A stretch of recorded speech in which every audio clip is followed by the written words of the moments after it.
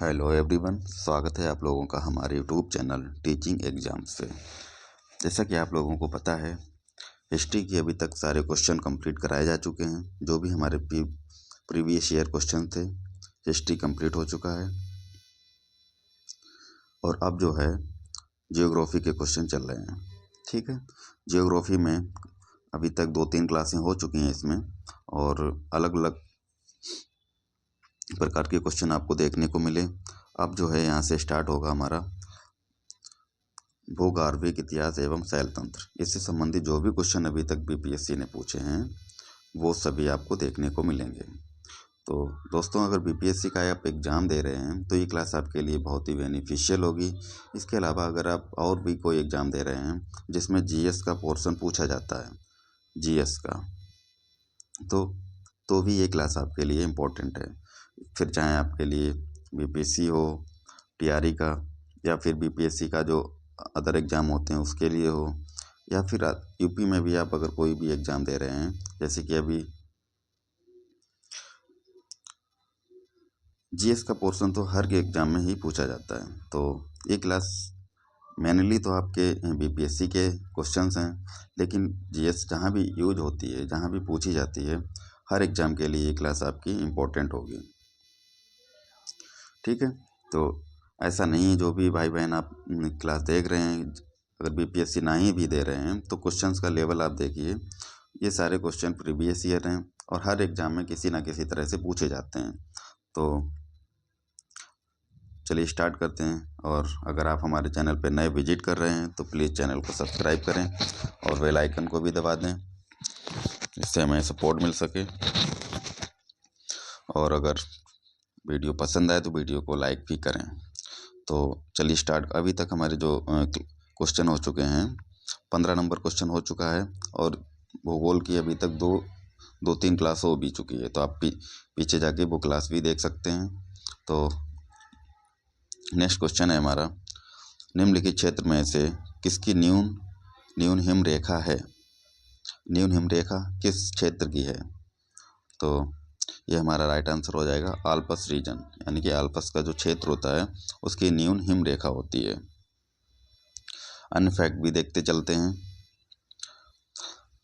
पर्वतीय व ध्रुवीय क्षेत्र की वह रेखा जिसके ऊपर वर्ष भर हिम का आवरण रहता है, मतलब उस रेखा पर जहाँ पे वह क्षेत्र जहाँ पे हिम जो है वर्ष भर बनी रहती है तथा बर्फ पूर्णतः कभी पिघलती नहीं है।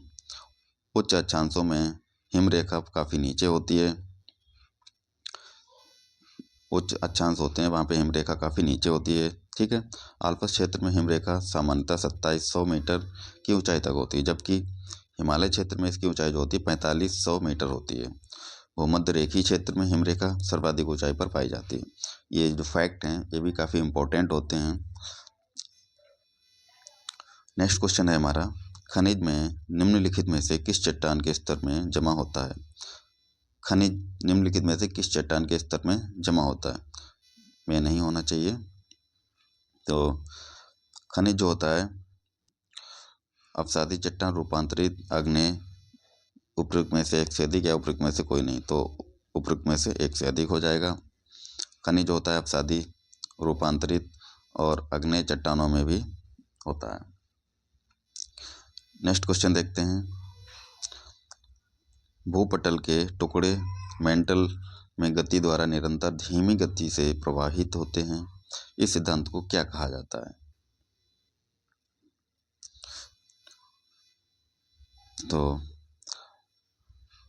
इस सिद्धांत को प्लेट टेक्टोनिक सिद्धांत कहते हैं। ठीक है, भूपटल के टुकड़े मेंटल में गति द्वारा निरंतर धीमी धीमी गति से प्रवाहित होते रहते हैं। ठीक है, नेक्स्ट क्वेश्चन क्या है हमारा, सेल जिनमें जीवाश्म पाए जाते हैं। तो कौन सी सेलें होती हैं जिसमें जीवाश्म पाए जाते हैं? जीवाश्म जो होते हैं अवसादी सेलों में पाए जाते हैं। ऑप्शन ए हमारा करेक्ट हो जाएगा। अगला क्वेश्चन जो है हमारा पठारों से संबंधित पूछा गया है। पर्वत शिखर पर मिलने वाली चट्टानी सतह कहलाती है। तो ये फेल सैनमीर कहलाती है। ऑप्शन ए हमारा करेक्ट हो जाएगा। नेक्स्ट क्वेश्चन है, सहारा किस प्रकार का रेगिस्तान है? तो ये हमारा गर्म रेगिस्तान है। सहारा दुनिया का सबसे बड़ा गर्म मरुस्थल होता है। यह अफ्रीका महाद्वीप के उत्तरी हिस्से में स्थित है। ठीक है, कहाँ पे स्थित है? अफ्रीका महाद्वीप के उत्तरी हिस्से में, और ये सबसे बड़ा गर्म स्थान है। यह 10 अलग अलग देशों की सीमा साझा करता है। यह पृथ्वी के कुल भूक्षेत्र का लगभग 8% भाग जो है उस पर फैला हुआ है, और इसका क्षेत्रफल जो होता है 9.2 मिलियन वर्ग किलोमीटर है, जो अफ्रीका का 31% भाग को कवर करता है। कितने? 31% भाग को कवर करता है। अगला जो क्वेश्चन है दोस्तों हमारा, निम्नलिखित में से कौन सा युवा वलित पर्वत नहीं है? तो ध्यान से देखिएगा, पूछा गया नहीं है तो कौन कौन, तो सबसे पहले तो यही देख लेते हैं कौन सा युवा वलित पर्वत है। तो इसमें हमारा बी एंडीज जो है वलित पर्वत है, और अरावली और अपलेशियन ये वलित पर्वत नहीं है। तो आंसर जो हमारा हो जाएगा उपरोक्त में से एक से अधिक। अरावली और अपलेशियन हमारा वलित पर्वत नहीं है, जबकि एंडीज जो है वलित पर्वत है। अगला जो क्वेश्चन देखते हैं क्या है हमारा,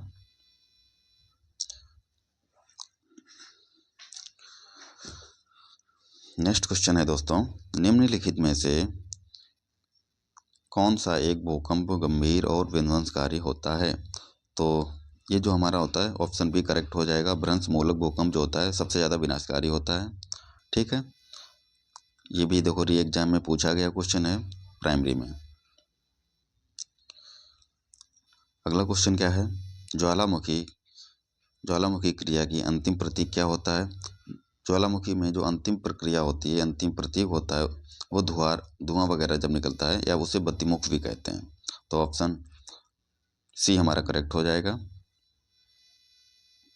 अन्य फैक्ट भी देखते हैं। ग्लेशियर गर्म जल के स्रोत हैं। ग्लेशियर जो है गर्म जल के स्रोत हैं, जिनसे समय समय पर गर्म जल के फुहारे के रूप में निकलते हैं। ज्वालामुखी छिद्र के ऊपर स्थित कीप आकार गर्त को क्रेटर कहते हैं। क्रेटर किसे कहते हैं? ज्वालामुखी छिद्र के ऊपर स्थित कीप आकार गर्त को, उसको क्रेटर कहा जाता है। नेक्स्ट क्वेश्चन देखते हैं, टफ किससे संबंधित है? टफ जो होता है हमारा ज्वालामुखी की राख से संबंधित है। अगला क्वेश्चन है हमारा, भ्रंश स्कार्फ है। क्या है भ्रंश स्कार्फ? क्वेश्चन नंबर 26 है हमारा। तो संरचनात्मक, अपरदनात्मक या विवर्तनिक, या उपरोक्त में से एक से अधिक, या उपरोक्त में से कोई नहीं। तो करेक्ट आंसर हो जाएगा हमारा ऑप्शन सी, विवर्तनिक जो होता है भ्रंश स्कार्फ होता है। अगला क्वेश्चन देखते हैं, अन्य फैक्ट भी देख लेते हैं इसमें। भ्रंश स्कार्फ विवर्तनिक विस्थापन से बनते हैं। ठीक है, यह एक समतल या रैखिक क्षेत्र होता है। कैसा? समतल या रैखिक क्षेत्र होता है। यहाँ पर जहाँ समतल के एक तरफ की चट्टानें दूसरी तरफ की चट्टानों से खिसक जाती हैं। यह आमतौर पर भूकंप से जुड़ी होती हैं। अगला क्वेश्चन है, भूकंप की तीव्रता का मापन किस मशीन द्वारा किया जाता है? तो ये हमारा सिस्मोग्राफ से किया जाता है। ठीक है, बैरोमीटर का उपयोग कहाँ पे किया जाता है? वायु दाब मापने के लिए, और मैनोमीटर का दाब मापने के लिए किया जाता है। और सिस्मोग्राफ का जो यूज है, भूकंप की तीव्रता और अवधि का पता लगाया जाता है इससे, तीव्रता और अवधि दोनों। नेक्स्ट क्वेश्चन देखते हैं, रिक्टर स्केल किस मापक का पैमाना है? तो ये भी हमारा अर्थक्वेक यानी कि भूकंप का पैमाना है। ठीक है, इससे भूकंप की तीव्रता मापी जाती है। नेक्स्ट क्वेश्चन क्या है हमारा, निम्नलिखित में से कौन सा भूकंप की गहनता की बात कर रहा है, गहनता नापने हेतु उपयोग में लाया जाता है? तो ये मार्केली पैमाना जो होता है भूकंप की गहनता नापने के लिए यूज में लाया जाता है। ऑप्शन बी हमारा करेक्ट आंसर हो जाएगा। अगला जो क्वेश्चन है हमारा, भूकंप के संबंध में निम्नलिखित में से कौन सा कथन सत्य है? तो पी तरंगें अनुप्रस्थ तरंगें हैं, ये हमारा सही है। धरातल पर उद्गम केंद्र के ऊपर के स्थान को अधिकेंद्र कहते हैं, ये भी करेक्ट है। जानवरों के व्यवहार का अध्ययन स्थानीय लोगों द्वारा अपनाई गई भूकंप की भविष्यवाणी के तरीके में से एक है, ये भी करेक्ट है हमारा। तो राइट आंसर हो जाएगा उपरोक्त में से एक से अधिक, ऑप्शन डी करेक्ट आंसर हो जाएगा। सारे ऑप्शन सही हैं। अब जो क्वेश्चन है हमारे अपवाह नदी से संबंधित हैं और झीलों से। तो क्वेश्चन है हमारा, निम्नलिखित में से कौन सी उथली झील है? खारी झील, सुपोष, अल्पपोषी। तो ऑप्शन ए करेक्ट है। खारी झील जो होती है उथली होती है। अगला क्वेश्चन है हमारा, निम्नलिखित कथनों पर विचार कीजिए। सतह क्षेत्र के हिसाब से विक्टोरिया झील दुनिया की तीसरी सबसे बड़ी मीठे पानी की झील है। विक्टोरिया झील तीसरी नहीं, दूसरी सबसे बड़ी मीठे पानी की झील है, तो ये गलत हो जाएगा। और यह अफ्रीका की एक महान झीलों में से एक है, ये करेक्ट है। इसकी सीमा 4 देशों तंजानिया, युगांडा, रवांडा और केन्या से लगती है। ये 4 देशों से नहीं लगती है, इसकी 3 देशों से लगती है। कौन कौन सा? तंजानिया, युगांडा और केन्या से लगती है, तो ये गलत हो जाएगा। विक्टोरिया झील से निकलने वाली एकमात्र धारा नील नदी है, जो युगांडा के एक जिंजा के पास झील से बाहर निकलती है, तो ये भी हमारा करेक्ट हो जाएगा। तो पूछा क्या है, निम्नलिखित कथनों पर विचार कीजिए। उपयुक्त में से कौन सा कथन गलत है? गलत पूछा है तो 2 गलत हो गए हमारे। एक तो ये वाला और एक ये, तो 1 और 3 हो जाएगा। ऑप्शन देखते हैं, ऑप्शन डी हमारा करेक्ट आंसर हो जाए, 1 और 3। नेक्स्ट क्वेश्चन देखते हैं क्या है हमारा। निम्नलिखित में से कौन सा कथन उत्तरी अमेरिका महाद्वीप की लेक सुपीरियर के संबंध में सत्य है? क्वेश्चन नंबर 33 हो जाएगा। निम्नलिखित में से उत्तरी अमेरिका और महाद्वीप की लेक सुपीरियर के संबंध में सत्य है। यह विश्व का खारे जल का सबसे बड़ा झील समूह है। बी ऑप्शन है, यह कनाडा और यूएसए के मध्य भौगोलिक सीमा बनाता है, तो यही करेक्ट हो जाएगा। कनाडा और यूएसए के मध्य भौगोलिक सीमा बनाता है ये। अगला क्वेश्चन देखते हैं क्या है।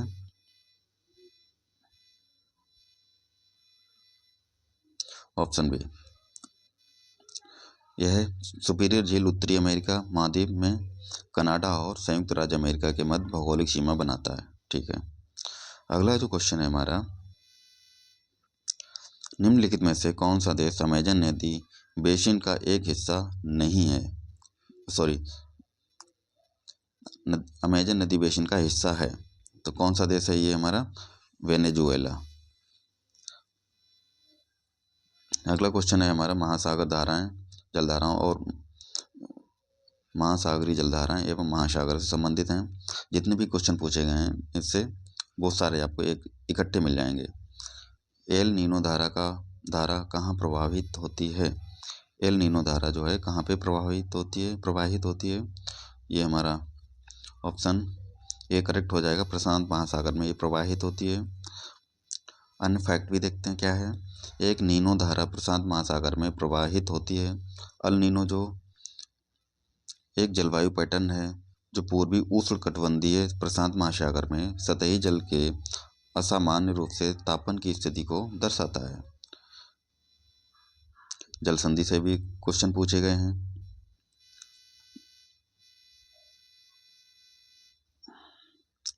क्वेश्चन नंबर 36 है हमारा, पनामा नहर निम्नलिखित में से किसको जोड़ती है? तो ये हमारी अटलांटिक महासागर और प्रशांत महासागर को पनामा नहर जोड़ती है। ऑप्शन ए हमारा करेक्ट हो जाएगा। नेक्स्ट क्वेश्चन पे चलते हैं।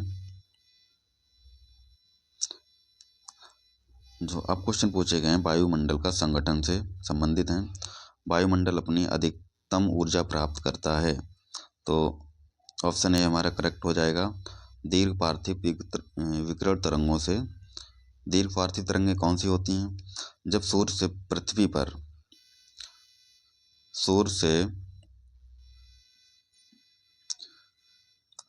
से अर्थ पे जब तरंगें आती हैं तो इनको लघु पार्थिव तरंगें कहते हैं। कौन सी? लघु पार्थिव। जब यहाँ से ये वापस जाती हैं तब इनको दीर्घ पार्थिव तरंगें कहते हैं। तो सबसे ज़्यादा ऊर्जा इन्हीं तरंगों से वायुमंडल प्राप्त करता है। तो राइट आंसर हमारा हो जाएगा दीर्घवार्षिक विकिरण तरंगें, ऑप्शन ए करेक्ट हो जाएगा। अगला क्वेश्चन है हमारा, वायुमंडल में ऑक्सीजन का एक वृहद एवं उच्च स्रोत है ऑक्सीजन का, तो जंगल के पौधे, समुद्री पौधे, घास। तो राइट आंसर इसमें हो जाएगा हमारा समुद्र पौधे एवं समुद्र पौधे के प्रकाश संश्लेषण से सबसे ज़्यादा उच्च स्रोत है ऑक्सीजन का ये। ठीक है। अगला क्वेश्चन है हमारा, ओजोन के बारे में कुछ तथ्य। ओजोन के बारे में तथ्य क्या है? यह उच्च तरंगदैर्घ्य की विकिरणों को अवशोषित करती है। ये हमारा सही नहीं है। ऑप्शन बी कहता है यह वायुमंडल की अत्यधिक स्थायी गैस है। स्थायी गैस नहीं है, ये अस्थायी है। कैसी है? अस्थायी गैस होती है ओजोन। तीसरा है हमारा, यह वायुमंडल में पाई जाती है, मध्यमंडल में पाई जाती है। ये मध्यमंडल में नहीं पाई जाती है, ये समताप मंडल में पाई जाती है। कौन से? समताप मंडल में। तो ये भी गलत हो जाएगा, उपरोक्त में से एक से अधिक, या उपरोक्त में से कोई नहीं। तो राइट आंसर है इसमें उपरोक्त में से कोई नहीं।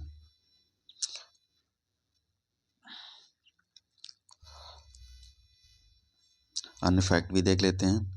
ओजोन मध्यम आवृत्ति वाली परावैंगनी विकिरण को अवशोषित करती है। परावैंगनी विकिरण को अवशोषित करती है जो मध्यम आवृत्ति में हो। यह वायुमंडल की परिवर्तनशील गैस है। ठीक है। जो समताप मंडल में पाई जाती है। ठीक है।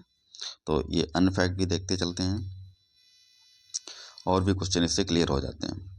वायु में ऑक्सीजन का प्रतिशत कितना होता है? 21%। सबसे ज़्यादा कौन सी होती है? नाइट्रोजन 78%। ठीक है। उसके बाद अन्य गैसें होती हैं, आर्गन 0.93%, कार्बन डाइऑक्साइड 0.03%, और नियान और हीलियम भी होती है। वायुमंडल की किस परत पर हवाई जहाज उड़ता है? तो ये समताप मंडल पर हवाई जहाज उड़ता है। वायुमंडल की परत समताप मंडल में हवाई जहाज उड़ता है। यह वायुमंडल की दूसरी परत और क्षोभ मंडल के ऊपर और मध्यमंडल के नीचे पाई जाती है। तो सबसे पहली परत कौन सी होती है? क्षोभ मंडल। फिर उसके बाद समताप मंडल आता है। ठीक है। और फिर उसके ऊपर मध्यमंडल। तो समताप मंडल में जो है हवाई जहाज उड़ता है।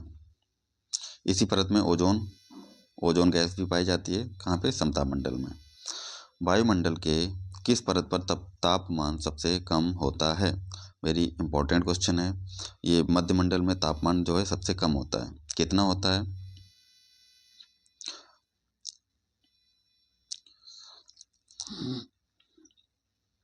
वायुमंडल में कई गैसों का सांद्रण पाया जाता है। ठीक है। वायुमंडल की सबसे निचली परत क्षोभ मंडल है। बिल्कुल सही। यहाँ पर मौसम संबंधी घटनाएं होती हैं। इसका तापमान जो है 58 डिग्री सेंटीग्रेड तक होता है, और जबकि समताप मंडल क्षोभ मंडल से ऊपर 10 से 50 किलोमीटर तक फैली रहती है। कौन सी? समताप मंडल। 10 से 50 किलोमीटर तक यहाँ तापमान जो होता है 4 डिग्री सेंटीग्रेड होता है।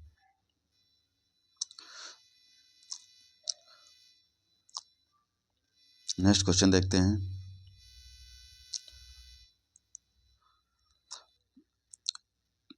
पूछ रहा है कौन सा विकल्प पृथ्वी की सतह से शुरू होकर वायुमंडल की परतों का सही क्रम है? तो इसमें सही क्रम कौन सा है ये पूछा गया है। तो क्षोभ मंडल सबसे नीचे पाया जाता है। बिल्कुल सही। उसके बाद समताप मंडल, ये भी सही है। फिर उसके बाद मध्यमंडल पाया जाता है, ये भी करेक्ट है। फिर उसके बाद तापमंडल पाया जाता है, ये भी करेक्ट है। फिर वायुमंडल। तो ऑप्शन ए हमारा करेक्ट हो जाएगा।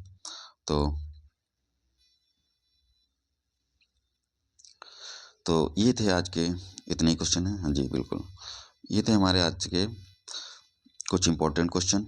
ये सारे क्वेश्चन जो है हमारे यूथ की बुक है उससे लिए गए हैं। और ये सारे क्वेश्चंस रिपीटेड क्वेश्चन हैं इसमें बहुत सारे। और बीपीएससी के जो भी एग्ज़ाम हुए हैं अभी तक, उन सब में ये क्वेश्चन पूछे जाते हैं। तो बीपीएससी के अलावा अगर आपका यूपी टेट देखते हैं, उसमें भी ये क्वेश्चन देखने को मिलेंगे। यूपी टेट, इसके बाद 27,000 वैकेंसी आने वाली है, 27,000 प्लस। तो उसमें भी हमारा जीएस का पोर्शन होता है। ठीक है। जीएस के साथ साथ हमारा एनवायरनमेंट भी होता है, तो ये क्वेश्चन उधर भी आपको देखने को मिल जाएंगे। तो इसलिए ये क्लास सारे एग्ज़ाम्स के लिए इम्पोर्टेंट है। इसके अलावा लेखपाल हो गया, वीडियो हो गया, या जो भी एग्ज़ाम होते हैं यूपी में भी, उनमें भी ये क्वेश्चन आपको देखने को मिलेंगे। तो ऐसा नहीं है अगर बीपीएससी के क्वेश्चन है तो बीपीएससी में ही पूछे जाएंगे, ऐसा बिल्कुल नहीं है। तो ये क्वेश्चन वो इम्पोर्टेंट क्वेश्चन है जो एग्ज़ाम में पूछे गए हैं, और ये क्वेश्चन अलग अलग एग्ज़ाम के क्वेश्चन दूसरे एग्ज़ाम में भी पूछे जाते हैं। तो इस लिहाज से ये क्लास वेरी इंपॉर्टेंट है आपके लिए। तो अगर चैनल को सब्सक्राइब नहीं किया आपने अभी तक, प्लीज़ चैनल को सब्सक्राइब करके हमें सपोर्ट कीजिए, और वीडियो को अगर पसंद आई हो तो वीडियो को भी लाइक करें। मिलते हैं अगली नई वीडियो पे, तब तक के लिए जय हिंद, वंदे मातरम। खुश रहिए, मुस्कुराते रहिए और पढ़ते रहिए। धन्यवाद।